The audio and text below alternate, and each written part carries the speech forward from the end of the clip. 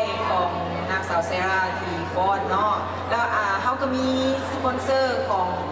รายการฟอนนี้โดยเฉพาะขน้อยคอเซิร์เนี่ยเอ้ยบุญทันเวียนขึ้นมามอบรางวัลให้แกนางสาวเซราคำผู้แสงในการฟอนอวยพรโอเค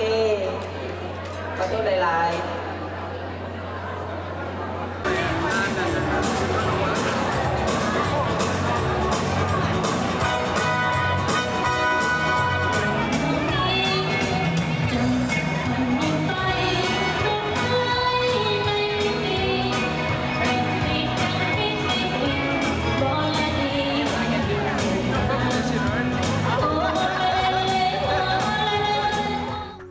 ขณะนี้ทีมงานข่าวเราต่างแดนของพวกเรารู้สึกเป็นเกียรติเนาะได้มายืนอยู่กับดร.จอห์น ศรีวรวงศ์พร้อมด้วยภรรยาสแมนตาเนาะศรีวรวงศ์เพิ่นเป็นผู้หนึ่งที่ว่าเป็นด็อกเตอร์ที่มีถือว่าอาวุโสอยู่ในของเขตดัลลัสฟอร์ตเวิร์ธเนาะตามที่มันพอได้ติดตามผลงานและก็ได้รู้ว่าดร.จอห์นนี้บ่แม่นเพียงเป็นด็อกเตอร์เท่านั้นเนาะยังเป็นอาจารย์สอนอยู่ที่ห้องหมอที่ว่าเพิ่นมีการสอนด็อกเตอร์ดีกรีอยู่ในUNT เนาะและเพิ่นก็เป็นผู้หนึ่งที่ว่าอยู่ในสังคมลาวเฮาฮู้จื่อหน้าจำตาและก็เป็นมีความภูมิใจของพี่น้องชาวลาวเฮาที่ว่าได้มีด็อกเตอร์ที่ว่าได้มาให้เกียรติคนลาวเฮาอยู่ในสังคมเพราะว่าสังคมอเมริกาและสังคมลาวเฮาก็ถือว่าดร.จอห์นนี้เป็นผู้หนึ่งเพิ่นบ่ฮ้องว่าดร.ศรีวรวงศ์เชื่อบ่ว่าเพิ่นฮ้องชื่อเพิ่นเองเนาะคนลาวเฮานี่แหละเพิ่นฮ้องว่าดร.จอห์นแต่คนอเมริกาเนาะเพิ่นก็ฮ้องว่าดร.จอห์น ศรีวรวงศ์นั่นแหละเพราะว่ามันนี่พรเองก็อยู่ใน healthcare work อยู่ใน healthcare ก็เลยได้ยินชื่อเสียงของเพิ่นมานานแล้วเนาะก็อยากขอถือโอกาสนี้ถามสบายดีท่านทั้งสองก่อนเจ้าสบายดีเจ้าเนาะก็อยากให้ดร.จอห์นขอห้องในนามคนลาวเฮาเลยเพิ่นห้องดร.จอห์นเนาะเฮาห้องกันดร.จอห์นเลยอยากให้ถือโอกาสนี้ก้าวไปน้อยนึงว่าการที่อายได้มาประสบผลสำเร็จในทุกมื้อนี้ฮู้อยู่แล้วว่ายากลำบากสำใดแต่ว่าการที่เฮาได้เป็นคนลาวนี่มีภาคส่วนได้เป็นด็อกเตอร์แล้วเสื้อหน้าสู่ตาของสังคมลาวเฮาที่ให้คนบางทีก็อาจจะได้มีหลายๆชาติมาถามว่าท่านเป็นคนหยังเคยมีบ่เนาะแล้วก็ให้อายนั้นกล่าวไปน้อยนึงว่าการที่มีประสบการณ์อยู่ในวงแพทย์ผ่านมาเป็นแนวใดและอยากให้กล่าวไปให้พี่น้องชาวลาวเฮาที่ติดตามรับชมในขณะนี้ฟังน้อยนึงจ้ะก็แม้ว่าเขากลับมาอเมริกาวันสั้นยามที่ว่าหลังจากประเทศเขาแตก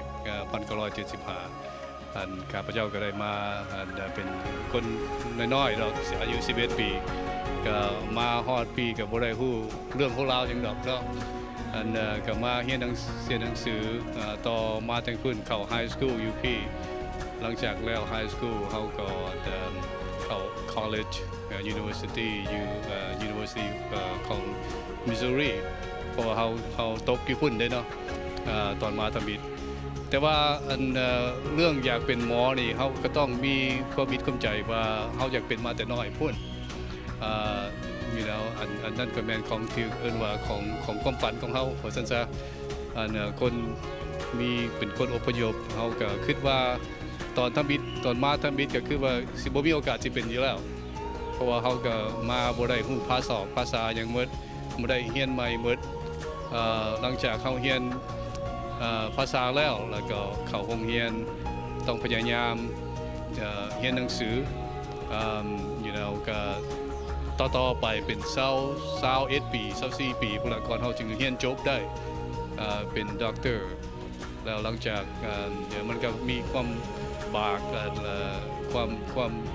ความยากกว่าสันที่ว่าเรียนโดนปานนั้นก็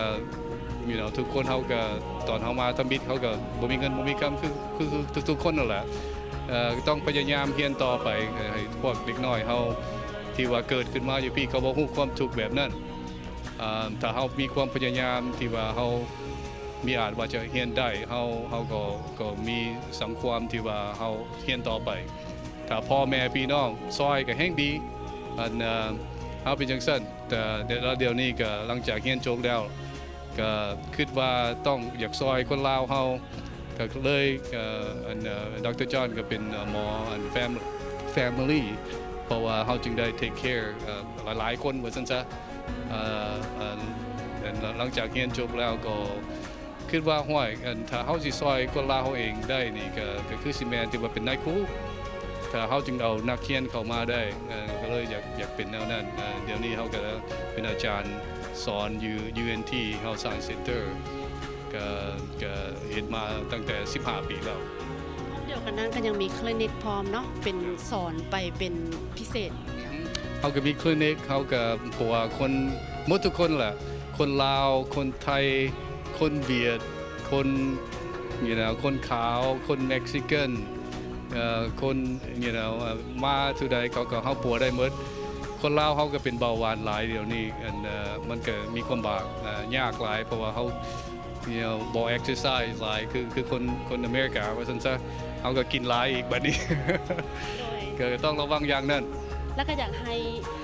ดร.จอห์นนี้ทิ้งท้ายไปในรายการว่าผู้เป็นพ่อเป็นแม่ควรให้กำลังใจลูกแบบใดเขาก็ถ้าเขาเฮียนได้ก็กำลังใจให้เขาว่าต้องเฮียนต่อไปเรื่องที่ว่า distraction ว่าสันซะเขาเฮียนโดนเขาเฮียนยากอย่าสู้ให้เขาลินหลาย วิดีโอเกมอันนี้เขาก็มีลูกชาย3 คนที่ว่าอยู่ซ้ำเป็นทีเนเจอร์แล้วเขาก็ต้องพยายามเบิ่งเขาเรื่อยๆอย่าสู้ให้เขาลินไปของโลเลเขาต้องเบิ่งว่ายามใดเขาสินอนก็ต้องให้เขานอนไว้อย่าสู้ให้แต่เขาลินมืดมือมืดคืนว่าซั่นซะ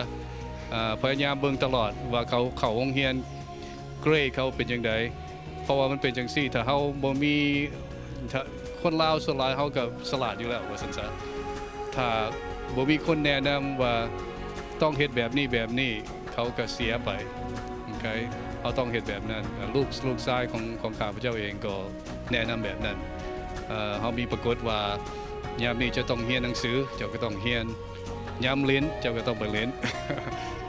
ก็ถือว่าเป็นคำให้คำแนะนำที่ดีเนาะแต่พ่อแม่บางท่านก็อาจจะรู้แล้วแต่จังใดก็ตามขอเตือนใจไปหลายๆท่านนั่นก็เป็นคำกล่าวของดร.จอห์น ศรีวรวงศ์เนาะเฮาเก็บมาต้นมาฝากเอาไว้มีโอกาสมณีพรเองพร้อมด้วยทีมงานจะเก็บเอาทอล์กโชว์จากดร.จอห์นมาฝากให้ได้เนาะแต่บ่ฮู้ว่าความฝันนั้นจะเป็นจริงหรือเปล่าเนาะเฮาติดตามรับชมรายการของเราเรื่อยๆไป